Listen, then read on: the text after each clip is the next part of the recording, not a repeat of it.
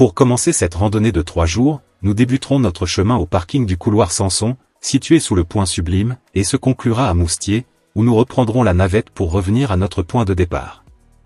Le sentier Martel est l'un des parcours de randonnée les plus prisés des gorges du Verdon.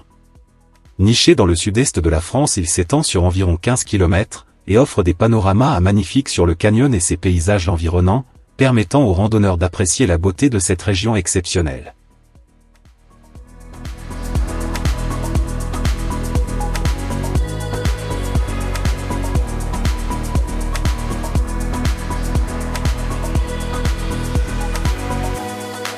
À savoir que le sentier présente quelques défis, avec des passages rocheux et certaines sections équipées de câbles. Il est donc conseillé de porter de bonnes chaussures de randonnée et de se préparer à un terrain varié. Pour la faune et flore, les gorges du Verdon regorgent d'une biodiversité fascinante. Au fil de votre randonnée, vous aurez peut-être la chance d'apercevoir diverses espèces d'oiseaux, dont le gypaète, ainsi que des fleurs et une végétation riche et variée. En résumé, le sentier Martel représente une expérience incontournable pour tous les amoureux de la nature et de la randonnée, alliant aventure et paysages grandioses.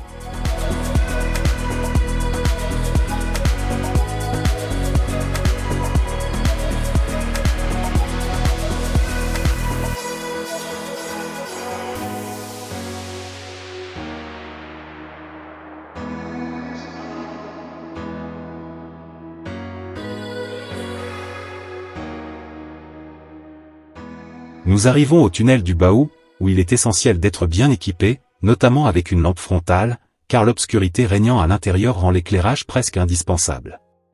Ce tunnel, long de 650 mètres, témoigne d'un ancien aménagement hydroélectrique conçu pour canaliser les eaux du Verdon entre les parties amont et aval des gorges.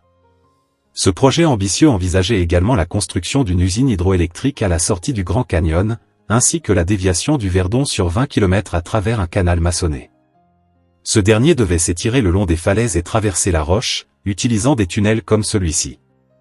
Les travaux de cet impressionnant chantier débutèrent en 1905, mais furent abandonnés 4 ans plus tard.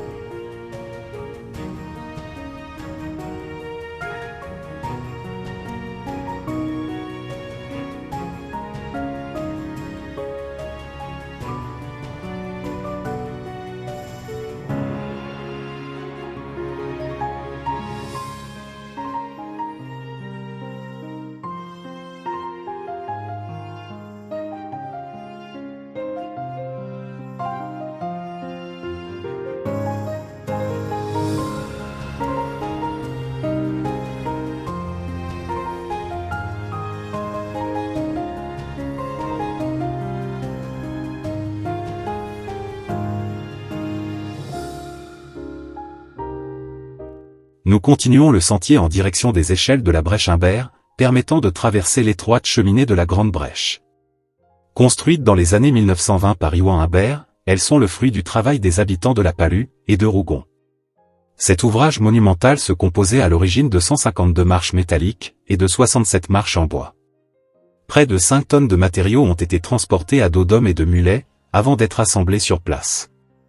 En 2012, face à l'état vétuste de l'ouvrage, celui-ci a été entièrement démonté et reconstruit. D'importants travaux ont été réalisés sur cette partie. Avant cette période, ce passage se composait davantage d'échelles que d'escaliers. Maintenant constitué de 274 marches, c'est l'un des points de vue les plus impressionnants du sentier Blanc-Martel.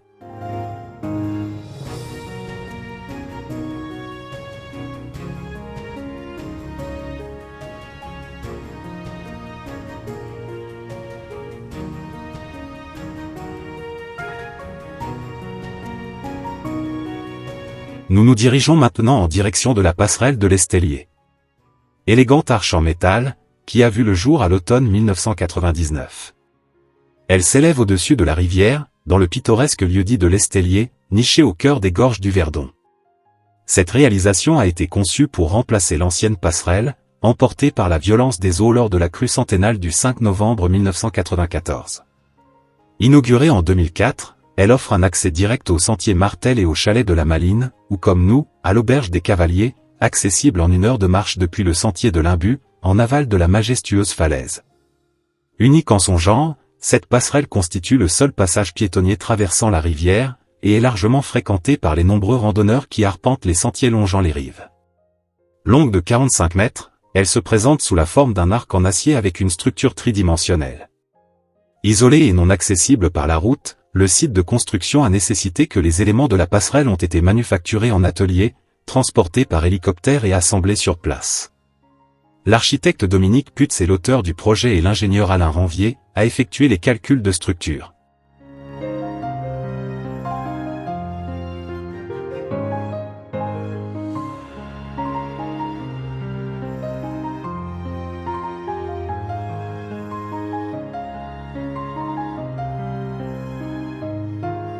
En passant la passerelle, nous veillerons à prendre à gauche afin de monter directement vers l'auberge des Cavaliers, où il y aura un dénivelé plus accentué que ceux que nous avons rencontrés jusqu'à présent.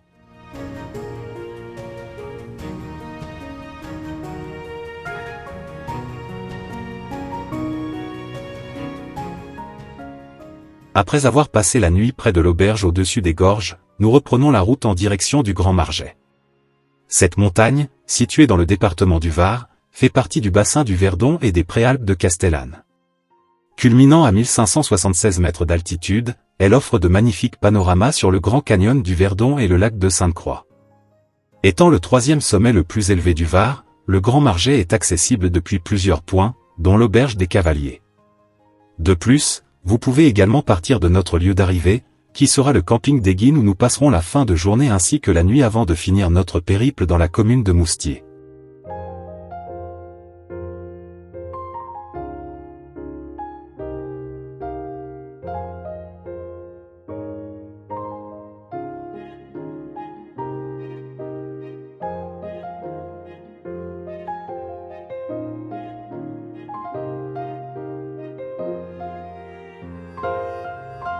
Nous faisons une pause pour admirer le panorama exceptionnel des villages, ainsi que le lac de Sainte-Croix et le majestueux plateau de Valençol, avant de redescendre vers Eguine.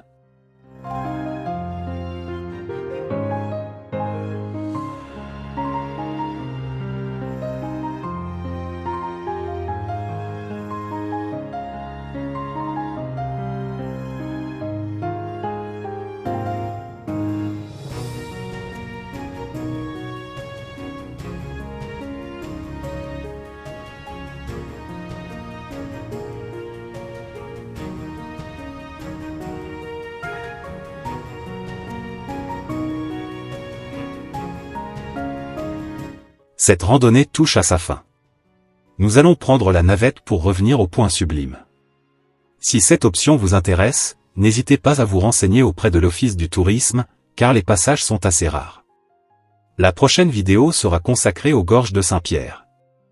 À très bientôt, si ces vidéos vous plaisent. En attendant, je vous souhaite à tous des excellentes sorties.